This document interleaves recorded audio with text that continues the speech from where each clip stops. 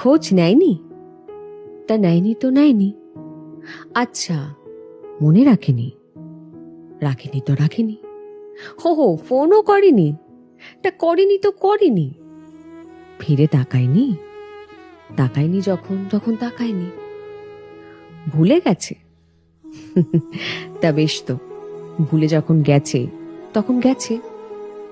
তাই বলে কি নিজেকে বিষণ্ণতার সমুদ্রে ডুবিয়ে রাখতে হবে? নাকি হাসতে ভুলে যেতে হবে?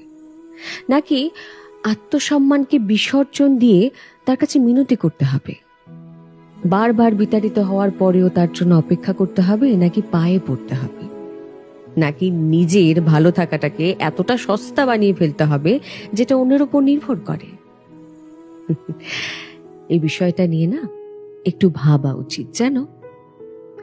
তুমি যদি তোমার নিজের মূল্যটা না বোঝো, তাহলে একটা ভুল লোক যে তোমাকে নিয়ে ছিনিমিনি খেলছে, সেটা হওয়া কি খুব স্বাভাবিক নয়?